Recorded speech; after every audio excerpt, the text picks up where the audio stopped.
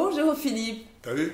Hop, c'est moi qui ai pris l'initiative aujourd'hui, c'est moi qui dis bonjour en premier. Oui, et ben c'est moi qui vais lancer le thème alors. Allez, lance le thème. Alors, je te propose Philippe aujourd'hui de revenir à soi, une nouvelle fois, d'aller vers mieux se connaître et puis peut-être en cette période estivale, de prendre le temps de, et c'est le titre, remettre l'église au centre du village. Oui, moi j'adore cette expression. Remettre l'église au milieu du village. Qu'est-ce que ça signifie? Ça signifie de se poser la question avant tout de qu'est-ce qui est important, de quoi j'ai besoin là, et de ne pas se laisser piéger par quelquefois, et les vacances, c'est un gros piège, c'est qu'on va se retrouver à 3, à 4 ou à 5, une famille complète pendant 15 jours, et que moi je me méfie toujours du grand organisateur ou de la grande organisatrice, tu vois, qui dans sa vie organise et gère tout, tout est géré, tout est rempli comme un œuf, le matin on fait ça, l'après-midi on fait ça, le soir on va manger à terre, d'accord. En même temps, à part lui faire plaisir, est-ce que ça nous fait plaisir? Et on voit bien quand c'est des enfants, ils acceptent ce genre d'organisation où l'individu est noyé au sein d'un collectif, et puis quand ils arrivent à l'adolescence, ça devient plus compliqué. Hein. Quelquefois, on voit bien qu'il y a des après-midi où ils traînent la savate, ils auraient bien voulu faire autre chose. Et que moi, je me méfie vraiment de ce système du collectif. Au nom du collectif, quelqu'un décide, et il a pensé que c'était ça, que tout le monde, ça ferait plaisir à tout le monde. Demain matin, on va se lever à 7h30, à 8h, on va au marché. Ouais. Bon. Alors, moi, je pense que ça peut être super sympa de se lever à 7h30 le matin, il fait frais pour aller au marché.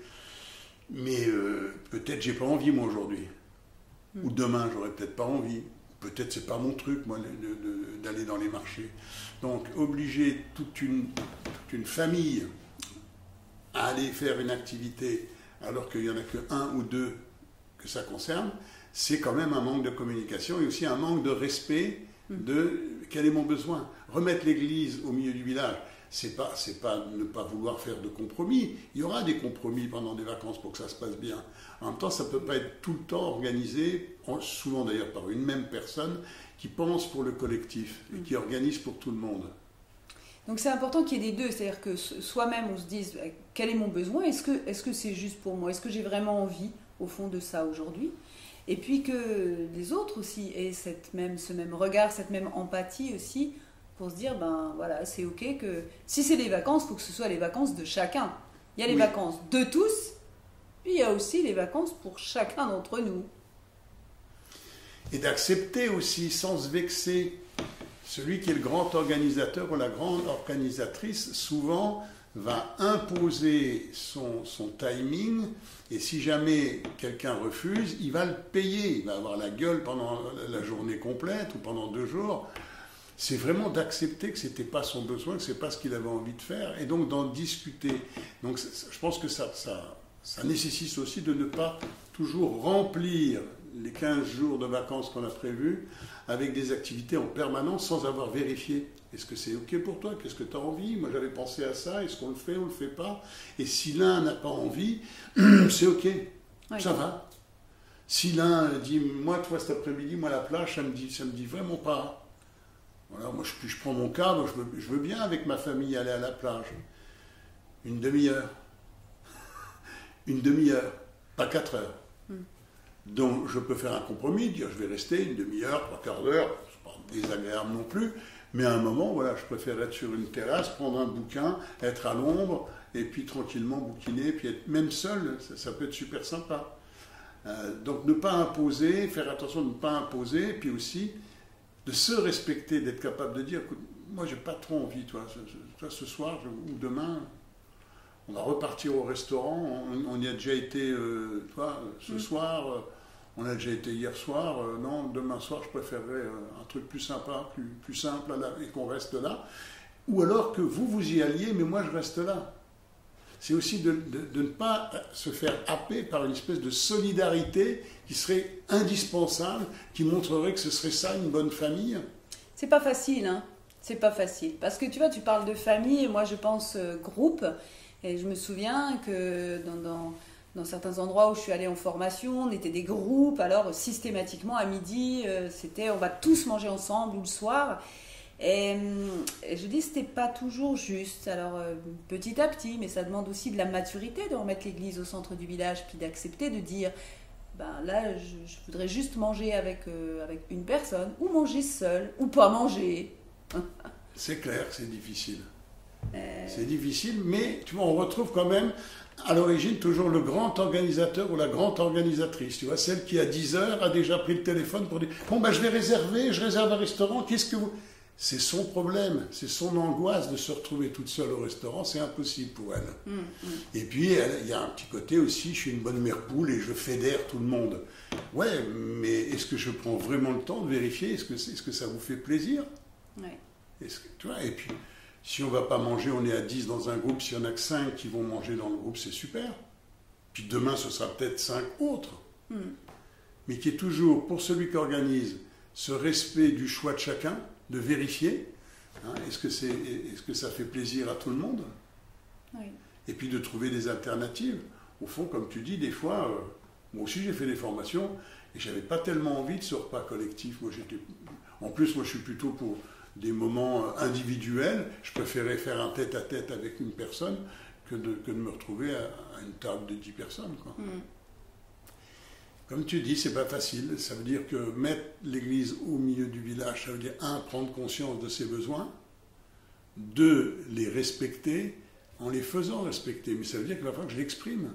Ah oui. Sans agressivité, sans haine, tu vois, oui, mais moi... Enfin, alors les gens vont accepter 1 fois, 2 fois, 3 fois, puis la 4e fois, ils vont se mettre en colère. Mais ça veut dire que quoi? Ça veut dire que ça fait déjà 3 fois qu'ils y vont de trop. Ouais. Ils n'ont pas réussi à dire les choses, et qu'à un moment, ils ne savent plus le faire autrement que de rompre violemment le lien ou la relation, ou de devenir désagréable. Donc voilà, ça demande à chacun d'entre nous d'être plus attentif à quels sont mes besoins, qu'est-ce qui est respectueux de moi, surtout que les vacances, on les attend depuis longtemps. Et j'entends tellement de gens qui, quelquefois, quand ils me racontent leurs vacances, honnêtement, hein, pas la belle carte postale mais honnêtement, voilà, il y a eu beaucoup de frustration, il y a eu des moments difficiles, il y a eu des moments de tension qui n'étaient pas obligatoirement nécessaires. Donc ça demande à chacun de prendre le temps d'en discuter. Méfions-nous du grand organisateur ou de la grande organisatrice. Il faut aussi qu'ils prennent en compte la réalité de chacun, les besoins, les attentes de chacun.